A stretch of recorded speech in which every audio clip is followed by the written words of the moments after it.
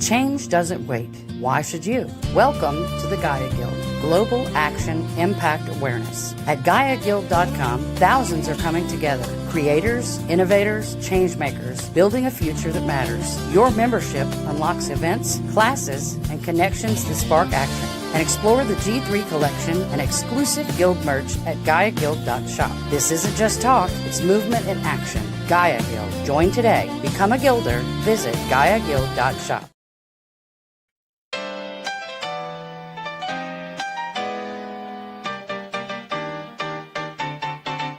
Sommet mondial du voyage est massif, tourisme et de tech. Sommet mondial du voyage est massif, tourisme et de tech. Sommet mondial du voyage est massif, tourisme et de tech. Sommet mondial du voyage est massif, tourisme et de tech.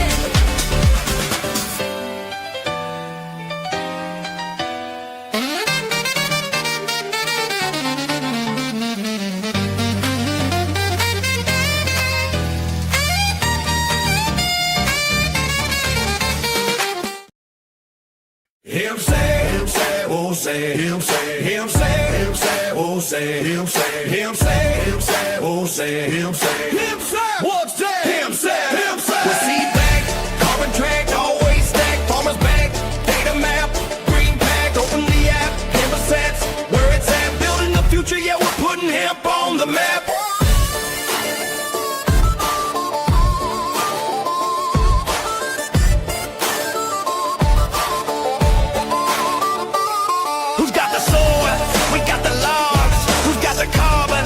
The smog, satellite shine, the data comes back.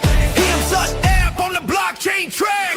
We see back, carbon track, always stack. Farmers back, data map, green pack, open the app. Him sets, where it's at. Building the future, yeah, we're putting him on the map. Root is more than a token. It's a digital currency for regeneration. Unlike speculative crypto, Root is directly backed by a living treasury, seed vaults. The community ensures that every root has real value. Farmers and educators earn root for their actions, and holders can redeem root for seed packs, returning digital incentives back into the soil, food, and biodiversity.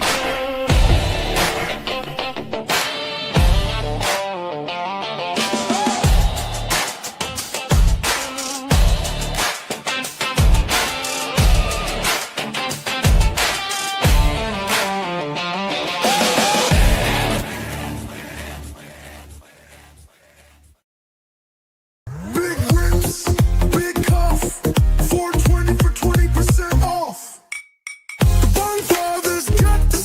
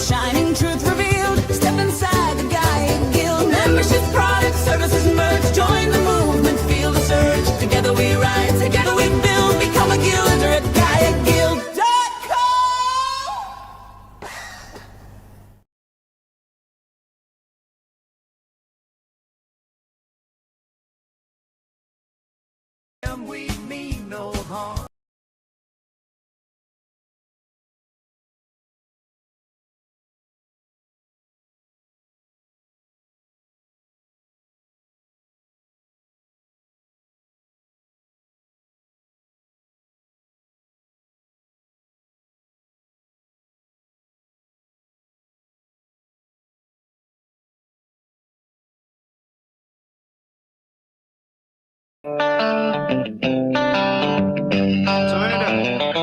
time for Sweet Home CannaBama, a show that'll answer all your questions, provide accurate information, and dispel the myths of cannabis. And have your specific questions answered by emailing Jennifer@cannabama.com or text or call 343-0106. And now, for all things cannabis in Alabama, here's your host, Jennifer Boozer. Host Jennifer Boozer. Welcome to the show. I think the microphone was a little slow to come on. I am Jennifer Boozer Stewart. Sorry, honey. I really am getting it. You're listening to Sweet Home CannaBama every Monday night on FM Talk 106.5, and we're live streaming right now from Facebook, Instagram, X, YouTube, and LinkedIn. So if you are watching from social media, hit that share button and share it with your family and friends. We've got a lot of information to cover and a really nice guest I'm excited to talk to you tonight. I want to go ahead and just get into it. You can find us on the Googles and all the things. I think y'all are sick of hearing me repeat the same thing every week. So we're going to go ahead and get in here. We've got some serious issues that have come up. Just today, there was a lot in the press about the Supreme Court getting ready to decide whether Americans who regularly use cannabis can own firearms. So now they're trying to decide whether or not people who regularly use cannabis, and this is based on a case out of Texas, where the guy just admitted that he was a regular cannabis user. There was no weed involved in his arrest or anything, but he admitted that he was a regular cannabis user, and now they're trying to charge him with a felony gun charge. And so the Supreme Court is supposed to hear that. Obviously, it's not constitutional to pick and choose. If the Second Amendment truly says shall not be infringed, then why are millions of responsible adults being stripped of their rights over a plant that's legal in half the country? You can own a gun after you buy a six-pack. So why not a THC gummy that you take for pain? This is just getting out of hand. All the ways they're trying to sabotage the access of people to the plant, whether it is the hemp plant, and again, these are legal terms. It's all the same thing. Whether they call it medical, whether they call it recreational, reschedule, deschedule, there are just so many people trying to sabotage it for different reasons. And it all comes down to power and money as usual. So we will let you know when the Supreme Court has made that decision. Literally 2 minutes before the show started, I got a text message that said the Alabama Law Enforcement Agency went into a shop here in Mobile today and seized all the hemp vapes and culinary flower. I don't have any other info. I don't know who the shop owner is, what the shop was. I don't know why it happened. I don't know if anyone was arrested. And if you're not familiar with the term culinary flower, when 445 was passed, it banned any raw product or plant material marketed as smokable, which is why you can't get it in a pre-roll or a cigar or anything like that anymore. And if you have been able to buy plant material, it's being called culinary hemp because, and the labels are very clear, it's not smokable. Smoking it is illegal in Alabama. But you can also break down that flour and decarb it and make butter. You can cook with it. You can make your own topicals. You can make your own tinctures and things like that. And that is how it has been sold in some shops lately. But apparently someone in Mobile has an issue with that. When I have more information, I will let you guys know and see if we can find out the details and get some information. If you're a store owner, this is one of the many reasons why CannaBama got closed, because I was not going to wait around and let these vague rules and these, my DA says it's okay, and then Aaliyah show up and try to, jam me up criminally. I can't afford a criminal lawyer. I don't want to go to jail, and I do not look good in orange, okay? Not happening. I am too much. I like my freedom, and I am not going to allow them to sully my reputation, because yours truly is the one who's here every week. We don't break the law. We don't want to break the law. We want to create laws that we can use to enforce, to keep our our colleagues in line so that the people that are going to push the limits are going to be punished and we are not, and set ourselves apart from that. So I'm certainly not going to allow them to come in and go, oh, well, this is what we really meant, so here you go. This makes me sick. And the big news this week is that Friday night, we finally got the new rules and regulations that apply to HB 445 from the ABC board. Like I said before, the bill is incredibly vague in a lot of areas. A lot of the language that's used is incredibly confusing, and no one's been able to tell us anything definitive for all these months since the bill passed, especially not the ABC board. But they came out with some rules and made a big bad problem worse. I'm going to read some of the rules, the ones that kind of stuck out to me. I was discussing it with the Alabama Cannabis Coalition group, and these are some of the rules that really stuck out. They have removed the additional childproof caps on the drinks. That's a good thing. Stating that the pull tab, if it's good enough for beer, it's good enough for hemp, I guess. And then they removed the requirement that stores have a locked refrigerator. I think the grocery stores, the bigger grocery stores, didn't want to have an employee dedicated to that one area. So they've done away with that. But those are the only favors that I saw. You need a signed letter of approval from the town that you want to do business in or that you are doing business in. There are some towns in Alabama that have already imposed a 1-year moratorium on any new ABC licenses. So even established shops who have been doing business in those towns for years will not be able to continue to do business January 1st because their city will not allow them to get a license. You cannot advertise outside of the business, and you cannot have any signage indicating what's inside the business. Why? Why the liquor store down the street has a backlit sign with bottles and it's called whatever liquor store, so why is that different for us? I'm not sure if I still did own my shop, if that would apply to this radio show, because you could call this marketing. And also any potential sponsors or advertisers for this show would not be allowed to do that. So I take that one very personally. And then packaging cannot contain, this is a really dumb one. The packaging cannot contain imagery for personal items such as clothing, cell phones, earbuds, and ink pens. And I would love it if anybody out there listening or watching has ever seen a package of cannabis product, a drink, a gummy, whatever, with an ink pen on the packaging, or a set of earbuds or something like that's not even a thing. I don't even understand who came up with that and why. But I'm sure it cost the state of Alabama lots of money to come to that conclusion. There are different license types now that'll limit what you can sell where. There are new square footage requirements for retailers. I know one dispensary in northern Alabama is only 200 square feet. The minimum is 500 now for some reason. Again, that has nothing to do with public safety.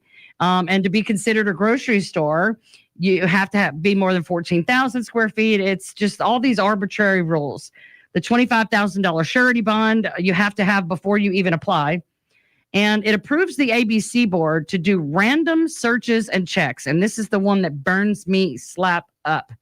Random searches and checks, and creates a monthly meeting to punish and prosecute anyone they believe that is outside of the rules. And it says in any investigation, all evidence will be destroyed, whether the individual is found guilty or not. So if one of your competitors decides they're going to mess with you and report that you're selling something you shouldn't, they can legally come in. Again, remember, 445 gave them the ability to do it without a warrant. And they can do it at random, and they can take everything you have, and whether or not you've done a single thing wrong, they will destroy all of your inventory, which will, trust me, will destroy you financially. It strictly bans any lounges, public consumption, samples, giveaways, or events hosted by hemp companies, meaning no more 420, No more giving away product to sober living facilities where they're trying to get people off drugs like we did for years.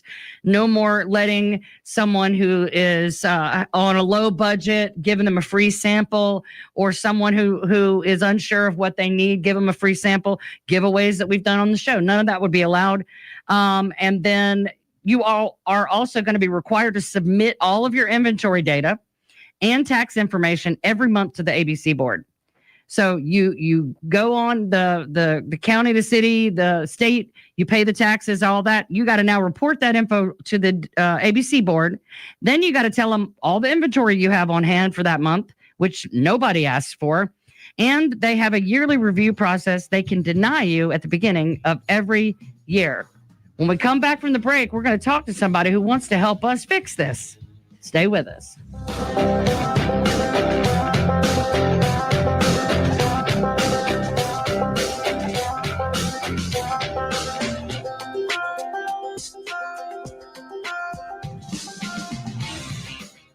The Humble Hemp Shack has been your home for safely sourced hemp products since 2019. Now we are asking for your help. Alabama House Bill 445 was recently signed into law and will significantly impact Alabamians' right to safe, quality hemp products. This bill takes money from the hands of farmers and small business owners and puts it right back into the hands of dealers. You can help by supporting local hemp businesses and by donating to the legal fund found on thehumblehempshack.com, paid for by the Humble Hemp Shack, LLC.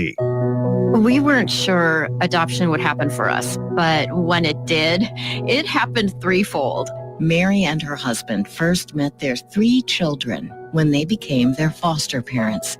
Little did they know that their house would become the siblings' forever home. We had to help them adjust to the idea that they wouldn't have to leave.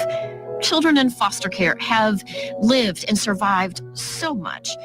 We had to help them process their trauma. And now to hear our children say that they know they have a mother and father who take care of us, teach us, and love us means everything. The Dave Thomas Foundation for Adoption is committed to finding safe, permanent homes for the longest waiting children in foster care. I not only love these kids, I am just so proud of them. You can help. Visit davethomasfoundation.org. Welcome back to Sweet Home CannaBama. Now with all the information you want about cannabis, here's your host, Jennifer Boozer. Welcome back, everybody. I just want to say I read off all these new ABC rules, and sorry I had to kind of go through them really fast. If you have any questions, hit me up, Jennifer Boozer Stewart at gmail.com. You can find me at Jennifer Boozer Stewart on Facebook. You can follow the Alabama Cannabis Coalition. We're trying our best to keep up with that. And yes, and thank you, Marty, for letting me know about the Supreme Court thing so I could add that in. Tonight, I want to introduce our guest. His name is J.R. Bowling, and he is endorsed by the Alabama Cannabis Coalition and Alabama Republicans Against Marijuana Prohibition. For State Senate in District 4, he is a volunteer firefighter, a manufacturing plant manager, small business supporter, and a voice for the people. He's running for the Alabama State Senate District 4 to bring real reform and real results. Y'all, be patient with me. So I want to introduce our guest tonight is J.R. Bowling. J.R., welcome to the show. Thank you. All right, well, let's get into this. Tell us who you are. What do you do? Let us get to know you a little bit.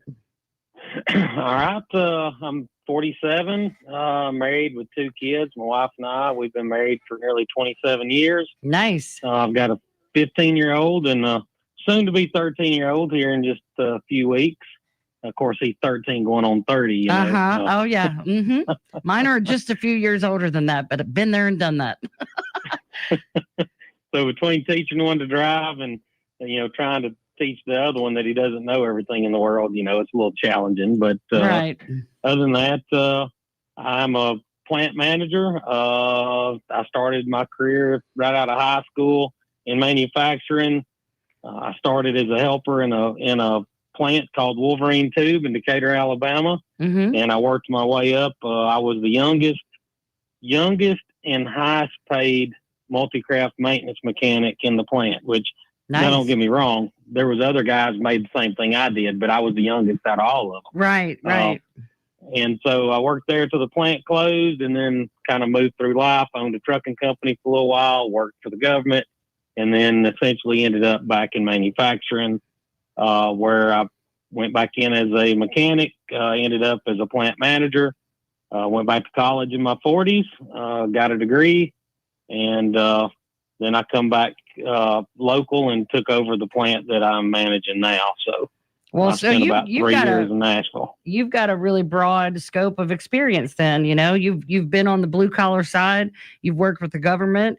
You've owned your own business, and you went and got educated. My mom went to college when I was 8 years old, so I understand. Going through that with her.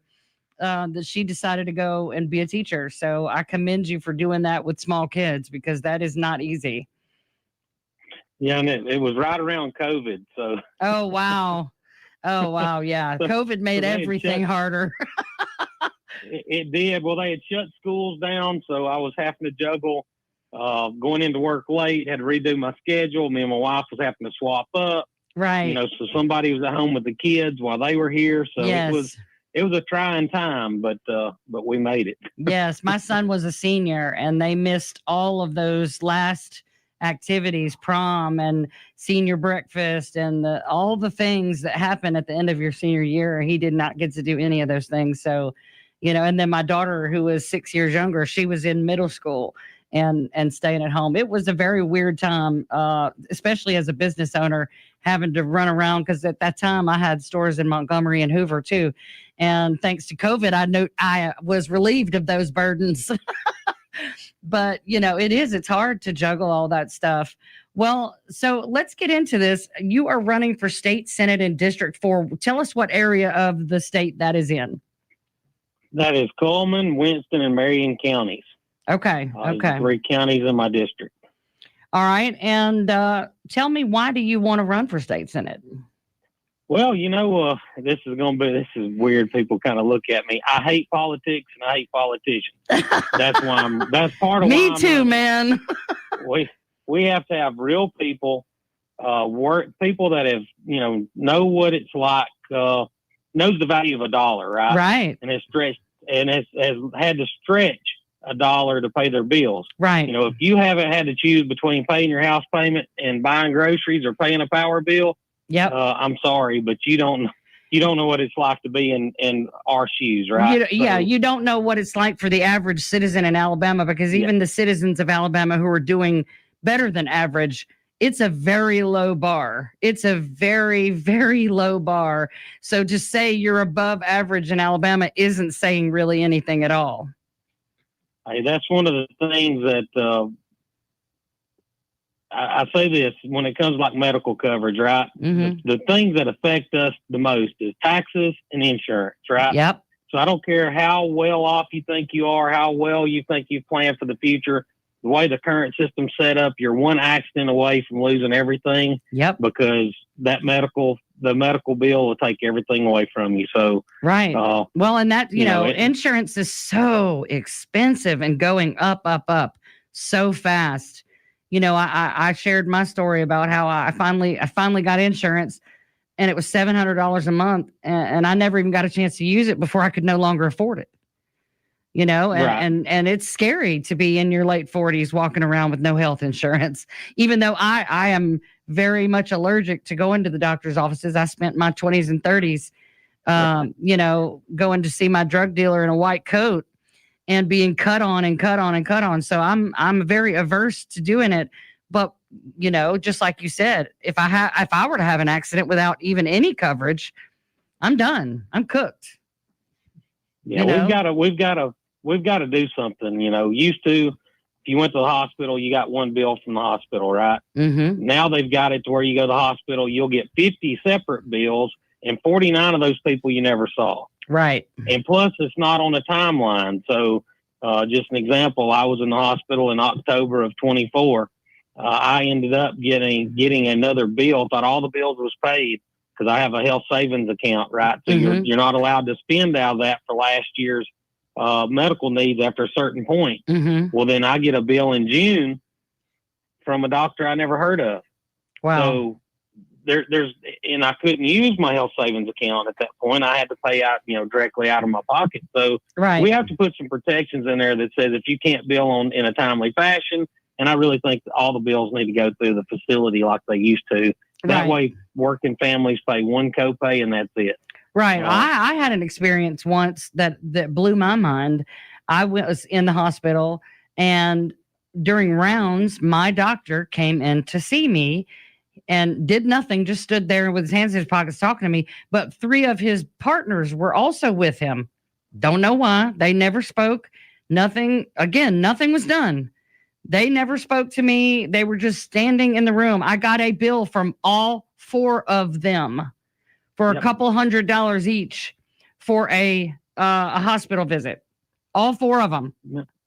And there's a whole lot of, we could unpack there about the corruption in the medical institutions, because medicine is a business just like anything else. And just like anything else, we freely admit that there are always going to be bad actors in our industry and in any industry. There's always going to be people who push the limits, who break the rules. And that applies to medicine as well. I mean, I just saw that one of the doctors that used to give me, scores of pills I didn't need, who was in prison already, is now going back to court for fraud again, trying to change his name. And so there's a lot of corruption there too. The whole medical system in itself needs to be swept clean, because this ain't it, and watching state senators bully midwives who are just trying to help people in communities that don't have any help. There's a lot of different issues surrounding the way we do medicine, especially here in Alabama. Yep. And that's why we need honest, hardworking people in office, people that represent us, not the big lobbyists, not, Right. all the other industries, right? If you follow the money, go back and look at every candidate, you can tell who owns them. Yes. People don't give you $100,000 at a time. They don't give you 10,000 at a time unless they're looking for something. Right. You can get your smaller PACs, people that are really trying to make a difference. Right. You can take small donations for those. They're looking for just a voice. They're not looking for a favor. Right. But when they hand you $25,000, $100,000, they're Right. looking for favors. They're not looking for, to be a voice for their industry. Right. If they were just trying to be charitable, they probably wouldn't give it to an individual with a full career and hoping to get money from the state as an elected official. Those people don't usually need the money. They just don't want to spend their own money on their campaign. Am I right? That's right. And see, everybody used to say, well, they're paid under the table, right? Mm-hmm. That's a foregone. That term doesn't work. If Nope. you want to see how your elected officials are bought and paid, look at their campaign accounts. Yep. They can have that money. They can raise money all year long. Where me as a candidate, I can only raise money a year prior to a primary. Yeah. They can take donations all 12 months except for the blackout period during the legislative session, right? Right. And they can take that money. They can go spend $5,000 at the local steakhouse, take all their buddies out to eat, pay for it out of their campaign funds. And call They it can an go- event. Yeah. And calling an event, they can go to their church, give them $25,000. The church thinks that they're being good to them. They're giving them a donation, right? Mm-hmm. The churches only knew that money come from the alcohol lobbyists. From Right. if they knew where that money was coming from, and it was strictly to buy their support, Right. they wouldn't accept it. Right. They don't understand how it works. So if you want to know how the corruption begins, look at people's campaign accounts and how they use their money. Mhm. And that's like a compass pointing to true north, right? Right. All you have to do is follow the money. Well, Plain and simple. Just like I'll use Tommy Tuberville as an example of someone who doesn't have any real funded competition. There's no other Republican running against him. Everyone claims he's just going to walk right into it, and yet he's been raising over $5 million for what? Why does he need $5 million in campaign donations? What would you do with that money? I don't understand. I get that everybody's going to campaign, but there are certain people, there's a lot of people running for office for reelection that don't have an opponent. When we come back from the break, We're going to talk more with J.R. Bowling for State Senate District 4. Stay with us.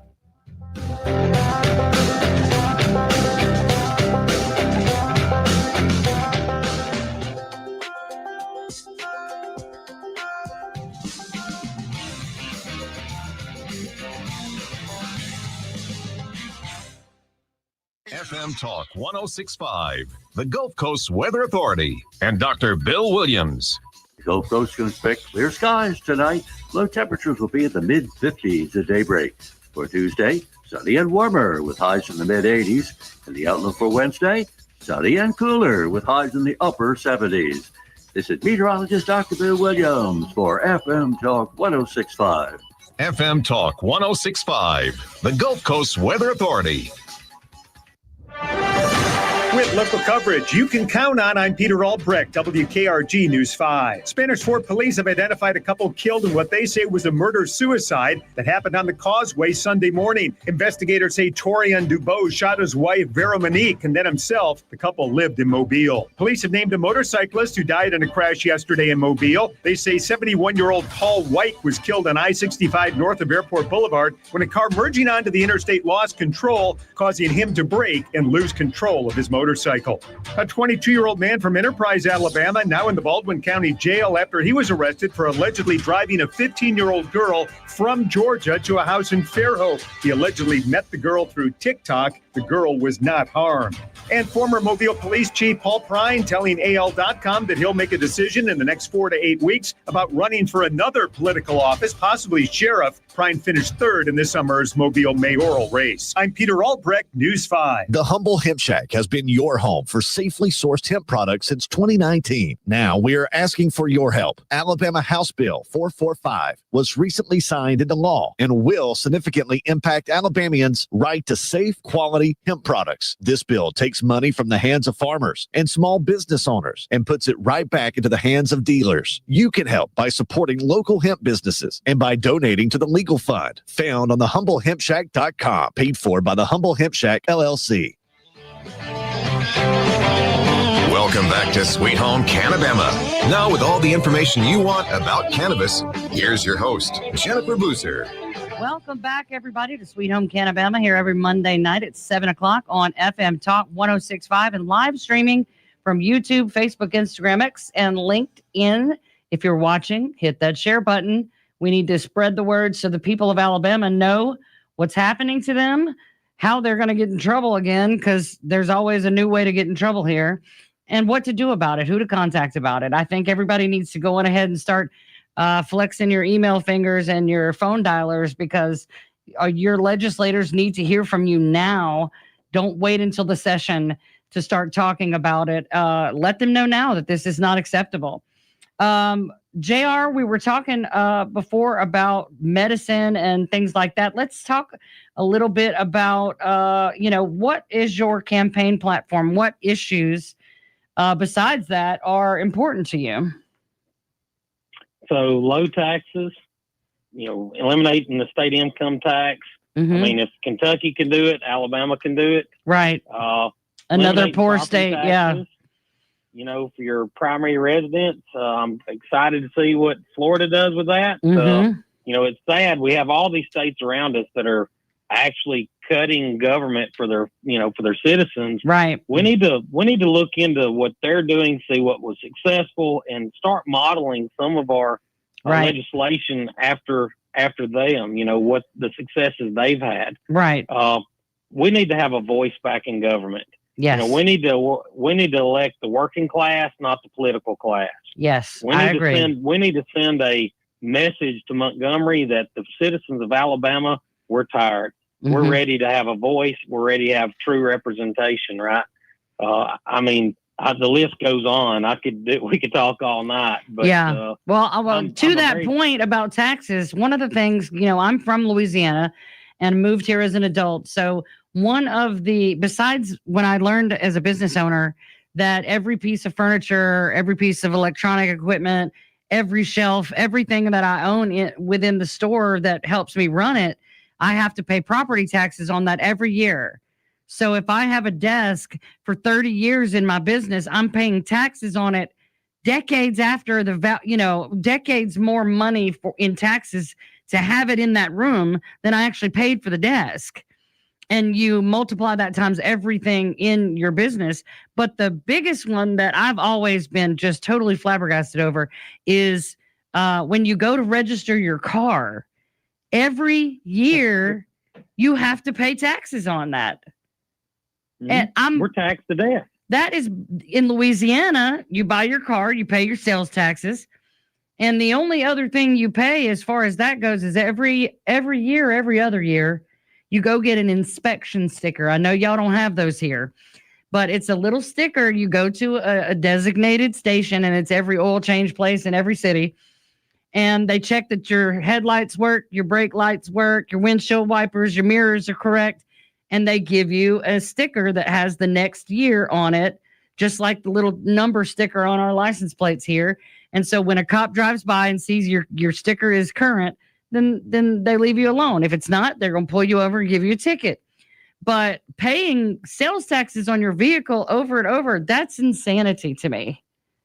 Because the car is they know the car has already gone down in value anyway. And most of us are financing cars we can't really afford in the first place, and that's crazy to me that they would take the money that way. And don't they realize that if we don't have to pay that in taxes, we're going to pay it into the community?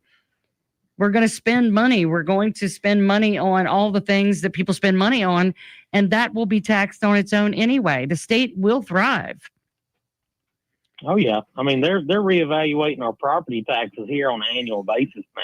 Right. So and these I'm gonna say made up house values. Oh, absolutely. During COVID, people were paying 3 times as much for a house. That's inflated house values, right? Right. So now I'm paying taxes on your opinion that now my house is worth 3 times what it was, right? A couple years ago. So now they're jumping it up.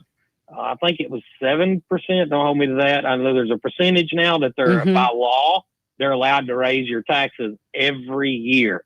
So Alabama is doing that. That's another bill that our legislature passed. Yep. Okay, they're passing bills that hurt Alabamians. Right. And that really frustrates me.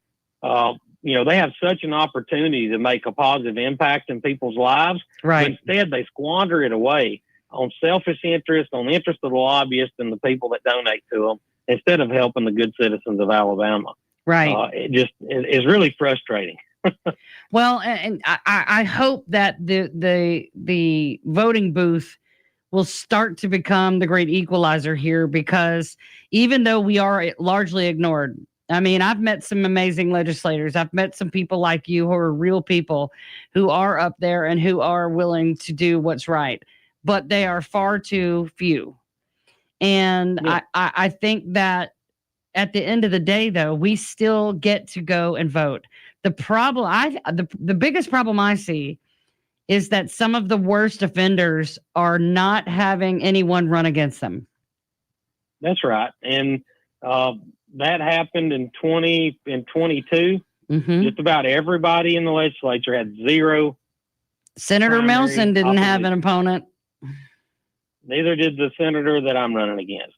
Yeah. Zero opposition. Right. So now, when he became the Senate pro tem, the first thing out of his mouth was, "I'm the third most powerful man in the state." Wow. Okay, I'm sorry if that's the first thing that comes out of your mouth and you think that's a bragging point. Right. You're in the wrong position. Right. It's called public service for a reason. You're supposed to represent the people who live in the district where you were elected. You're supposed to go to them and say, "What can I do for you?" Or here's a bill or a law or a situation. What would you have me do? And then you let them vote. And that's another thing. In Alabama, the only thing we get to vote for is people.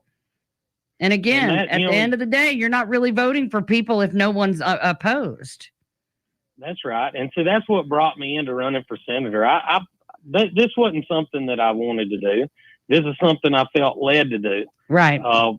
We had a unique situation where both of our state reps had resigned. Mm-hmm. Okay. So we had zero representation in the House. And then our senator passed SB 322 that was dubbed the Smith-Lake bill. Mm-hmm. And he done that under the cover of darkness without any representation in the House in Coleman County. Okay. Mm-hmm. Then he turns around. That gets exposed by county commissioner. They actually pass a resolution to oppose it. They go to Montgomery, and he basically tells them to go home. It's a done deal. So then when the public like me finds out about it, he gets on a video on Facebook. You can look it up. I saw it. He was sitting on the porch steps. I saw it. He says, you don't know even though you don't know what's good for you, but I do, so I'm passing this bill. Mm-hmm. This is the best thing for the county, okay? I'm sorry, but no politician's ever going to tell me they know what's best for me, and they know better than I do, right? Right. But when I watched that video, my wife was sitting there, and she just gave me this look, and she, oh, no. That sealed the deal. Now I'm running for state senate, right? Yeah. Because I refuse to have an elected official tell the people that he's supposed to represent that I know what's best for you. And, that's what they're doing in Montgomery. Right. There's not all of them. Like you said, there are a few good ones. And I know a few very, very good conservative people that are really out there. They're hard Senate. They're passionate about helping people. Yes. But, they're silent. They are. Tax, it's like fool me once, shame on you. Fool me twice, shame on me. Right. Well, the fool me once with this senator was the gas tax. Right. He went around and told everybody that if he didn't vote for the gas tax, Coleman County would get zero road dollars out of that. Coleman County has not benefited from the gas tax. I asked the county commission. Now, I asked them. I didn't go back and Google it, AI or nothing. I asked the county commissioner, right, have we seen any benefit from the gas tax? And I was point blank told no. Yeah. Okay. So that was the first lie. Right. All right. The second fool me is I'm going to pass SB 322. And whether you like it or not, because I'm smarter than you and No. you don't know what's good for you. So there's no third with me. So that's why I'm in the race. And we've got to have people that'll stand up. If you'll notice, we've had a couple things happen in Coleman recently. We had a bullying incident on a bus at one of the schools. I stood up and said, we need to do something about it. Mm-hmm. All right. Now we've got a young mother in jail in Morgan County because she mentioned her ex-husband's name to a private investigator. Family court threw her in jail for 10 days. I'm the first. I raised my hand and I said, hey, this is an issue. We've got to do something about this. Why is our politicians, when they hear, that lady is actually a resident of my district. Mm-hmm. If I would have heard that as a senator, I would have been knocking on the courthouse door saying, excuse me, I better get some details on this. Right. Family court does not have you do not have the authority of a judge to squash anybody's civil rights, to tell anybody that you're taking away their freedom of speech. Right. So I actually did created a law that would be Megan's law that would bring transparency and, to the family court system. So right. That's just one of the many things. Our politicians, if it sounds controversial, they're not going to stand up for it because they're afraid to lose votes, right? Right. I think really that's cares, what happened with HB 445 is people exactly. still, because they have a lack of understanding and because they're being sold a bill of goods by a used car salesman that calls himself, a House of Representatives, whatever, he got up there and told bald-faced lies, exaggerations. And it's stuff that we could prove. We just weren't given the opportunity to do it. But these people were sold a bill of goods. They have no frame of reference and no knowledge base to even know they're being sold a bill of goods. And because they don't want to oppose each other if they don't have to, oh, well, let's just vote for it. And go ahead. It's like HB 445, right? Mm-hmm. If any of them would have lived through the things some of us have, yes. they would understand the medical benefits. We've got to get over this. We need to broaden our views on the medical uses, right? Right. I had a friend of mine. He passed away. It was opioid addiction. He had a bad back injury, and they got him hooked on opioids, right? Yep. A young father taken away from his young kids and his wife due to opioid addiction. Right. Well, he may be alive today if he would have had access to medical cannabis. That's absolutely right. Products. I've seen it too many Right. times. I've had too many of my own experiences. I am 11 years clean at the end of this month from my own pain pill addiction, and it could have killed me many times, you know. And my dad accidentally overdosed on opiates while he was in cancer treatment, and I think about that every time, that I could have helped him. You know, I could have helped myself a lot sooner. Somebody else could have helped me if it wasn't such a weed is a gateway drug, and you know you can't do that. It boggles me the things that you can get from a pharmacy that your doctor tells you to take, even in combination with each other, that can and will kill you without a doubt. All day, every day, can and will kill you. And yet they want to take away our gun rights if we admit, just say I regularly use cannabis. That's enough to take my right to own a gun. So you're going to do that to your veterans? That's a very good point. Are using hemp products and cannabis products for PTSD? So you're going to tell somebody that laid their life on the line for your country, right, that they can't own a gun because they're seeking a safer alternative? Right. We got to take a break. When we come back, we're going to finish up with J.R. Bowling, running for state senate in District 4. Stay with us.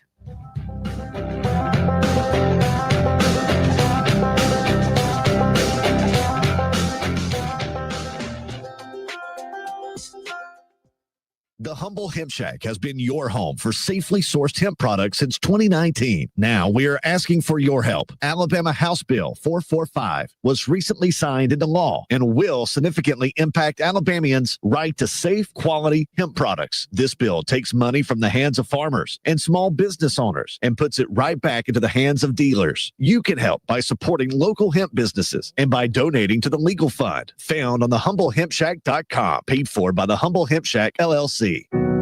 A dog? I'm not. I was born for a purpose, to bring you hope, to guide you out of darkness, to stand by you as you rediscover life. When past battles cloud your mind, I push them away. You tell me I'm your hero, just as you are mine. You hold me when you're afraid, whisper that I saved you. With me by your side, no challenge is too great, no night too dark. I'm your guide, your companion, your friend, your light. A dog? I'm not. With me, you see the world again. Discover hope at Dogs Inc. Visit us at dogsinc.org to learn more. Welcome back to Sweet Home CannaBama. Now with all the information you want about cannabis, here's your host, Jennifer Boozer. Welcome back to the show, everybody. Tonight we've been talking with J.R. Bowling, who is running for state senate in District 4, which is you said Coleman County, Marion County, and what other county? Winston. Okay, that's one I had not heard of. And I've never been to Coleman, but I've met several people that are up there doing things, and maybe I need to come up for a visit sometime soon. Come on up and visit it.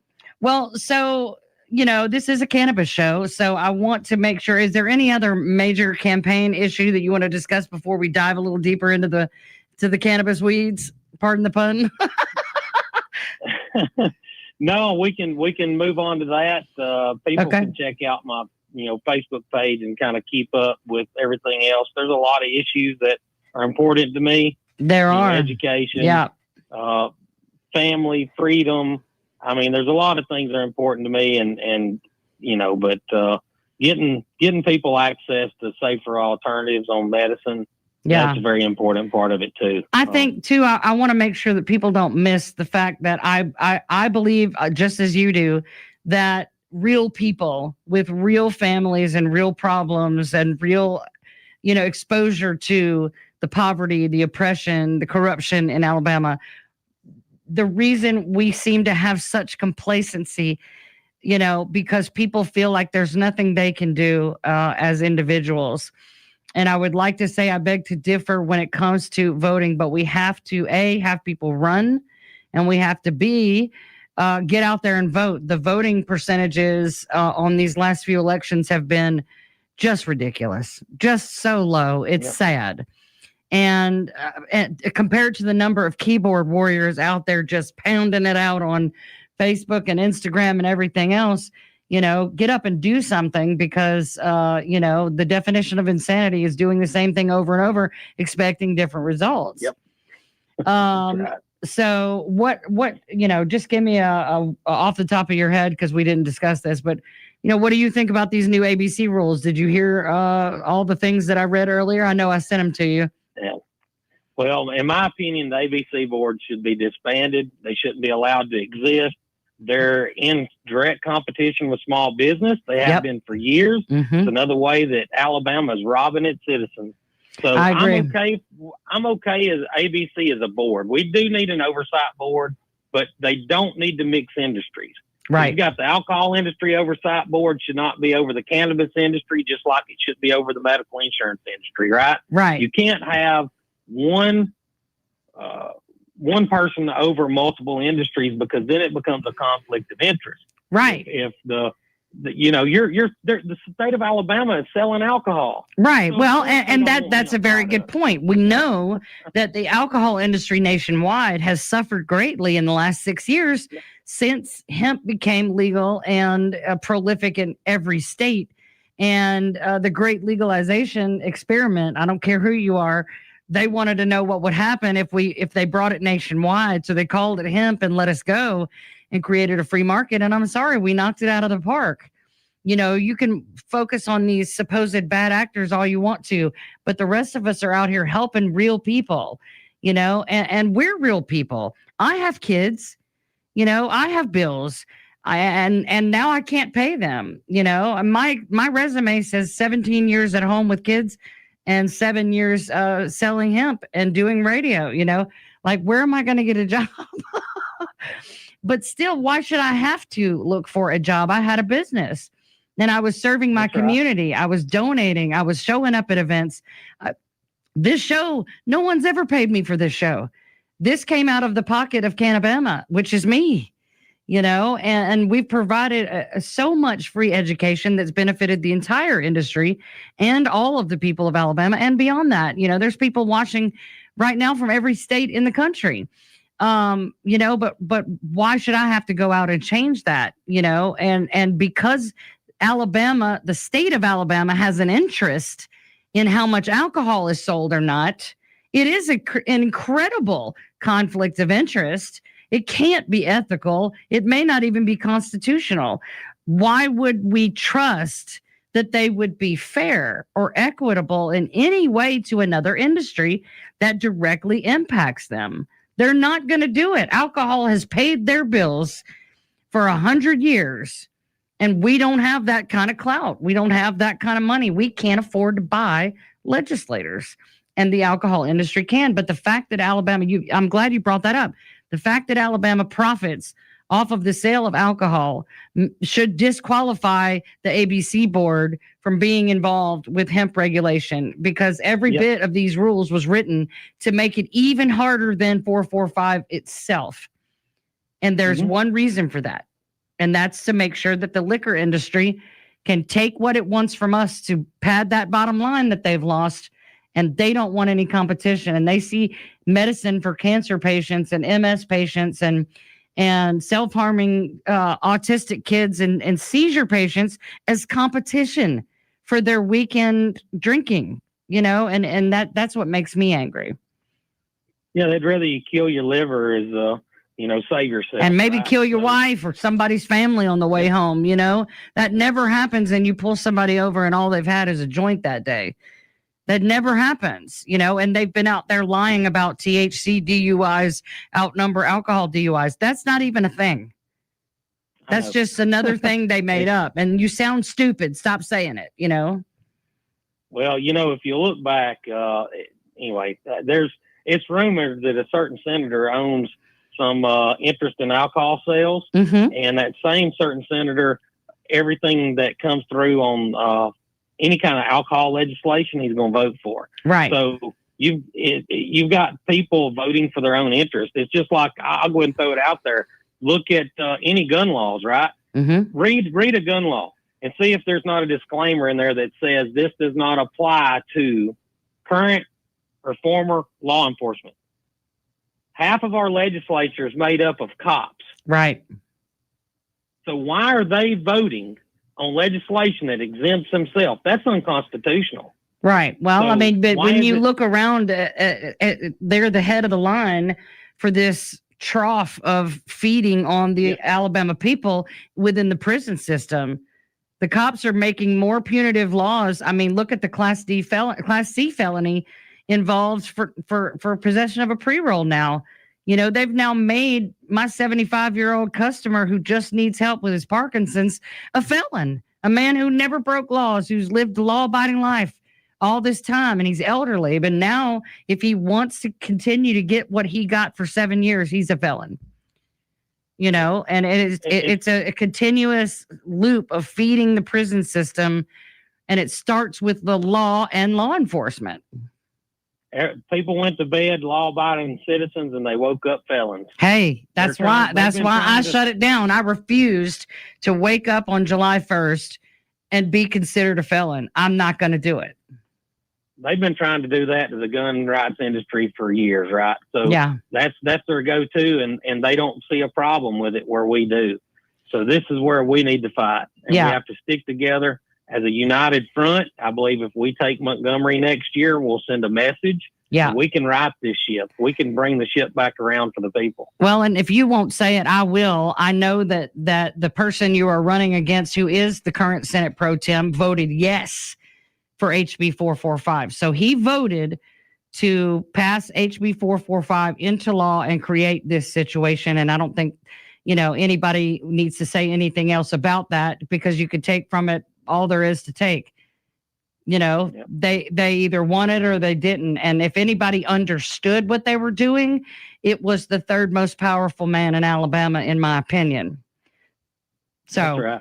let's tell us where we can find you before we run out of time. I want to make sure everybody listening, especially in District 4, knows how to find you, how to donate to your campaign, and learn more about your platform. All right. So go to JR for State Senate on Facebook. You can find me there. You can donate by doing, I always have to look at the number, right? JR for Senate 4. Text that to 888-444-8774. You can donate as little or as much as you like. You can make it a continuous donation, you know, $5 a month, whatever you want to do. Mm-hmm. I do have a website. Just haven't looked at it in a while.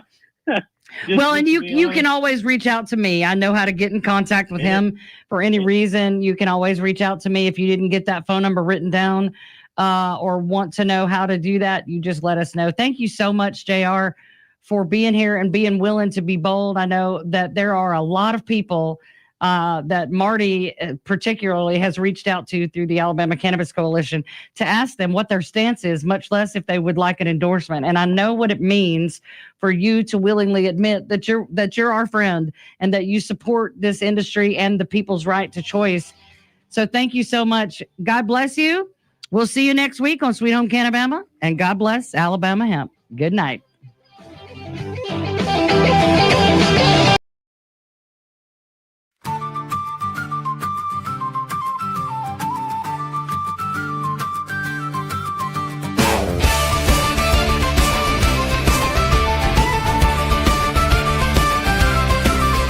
Guy Guild, we rise and build.